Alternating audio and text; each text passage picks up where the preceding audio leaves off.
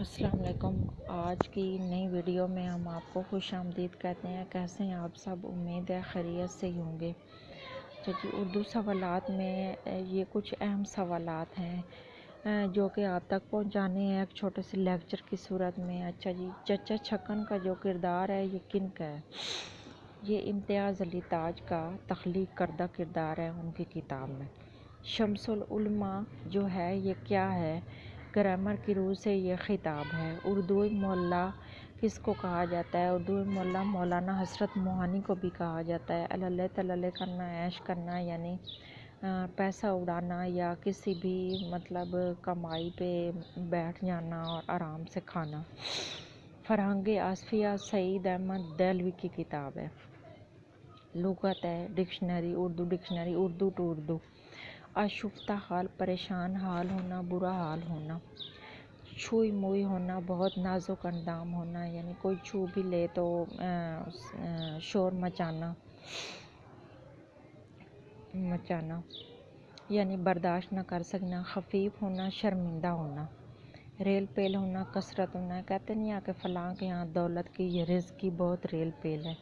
رنگ تیرا چمن میں بو تیری خوب دیکھا تو باغباں تو ہے۔ اس شعر میں بے بیان کی کون سی تشبیہ استعمال ہوئی ہے؟ اس میں تشبیہ استعمال ہوئی ہے، اس میں تشبیہ دی گئی ہے کیونکہ رنگ ہے، چمن ہے، بو ہے، باغباں ہے۔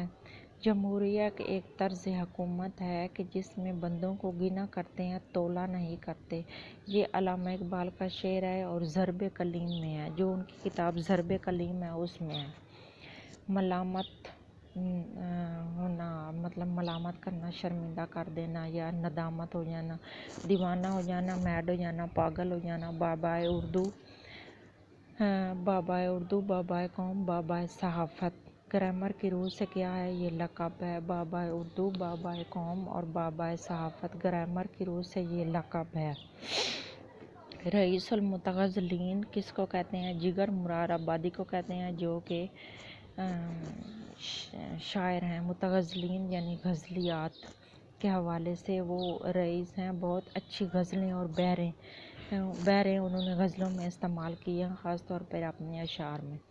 ایک تو خواب لیے پھرتے ہو گلیوں گلیوں، اس پر تکرار بھی کرتے ہو خریدار کے ساتھ، یہ احمد فراز کا شعر ہے۔ بانگ درا میں بچوں کے لیے 7 نظمیں علامہ اقبال نے لکھی ہیں۔ بانگ درا جو علامہ اقبال کی کتاب ہے، اس میں علامہ اقبال نے 7 نظمیں بچوں کے لیے لکھی ہیں۔ حضرت انسان بال جبریل میں ہے، جو ان کی نظم ہے حضرت انسان، وہ ان کی کتاب علامہ اقبال کی جو کتاب ہے بال جبریل اس میں ہے۔ اردو نظم کا پہلا شاعر نذیر اکبر آبادی ہے۔ اردو کی پہلی گرامر انشاء اللہ خان انشا نے لکھی ہے۔ جی، آج کی ہماری ویڈیو اتنی تھی۔ ملتے ہیں ایک نئی ویڈیو کے ساتھ، تب تک کے لیے اپنا خیال رکھیے گا۔ اللہ حافظ۔